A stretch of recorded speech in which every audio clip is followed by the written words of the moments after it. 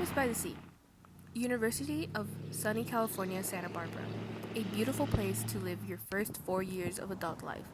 And while learning things you're passionate about, people here are always down to have a good time because they prioritize balance in education and relaxation. Isla Vista, our neighboring town, has become our college's hotspot in housing a grand majority of students here. It's a beautiful opportunity for people to live right next to the ocean. People who live here build community quick, as people are very social, and in other words, it's just a great place for the young. However, this isn't an advertisement for UCSB. UCSB has had an inability to house students for decades and continues to disappoint. That shit's ass. It sucks. Housing is rough. Yeah, it's not good. Oh, we're killing it.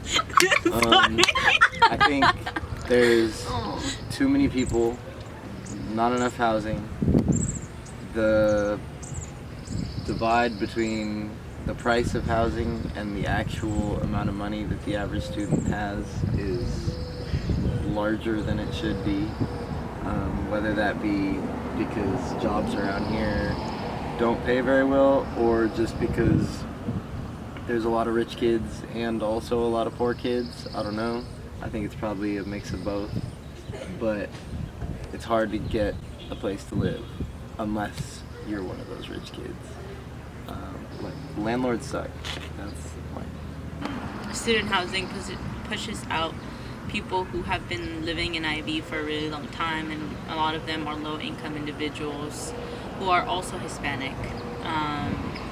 So, having this conversation about housing and housing equity, you need to have a bunch of other voices at the table as well. Students are in a quote-unquote privileged space where the university has some of them housed. And if you're a citizen, maybe you get some money from FAFSA. But I don't know what I was going with this. The point is that nobody gives a shit about people who don't have money. There's a lot of disparities between people who are poor and people who are brown. And the university doesn't do anything about it. We haven't had new housing built since I don't even know when.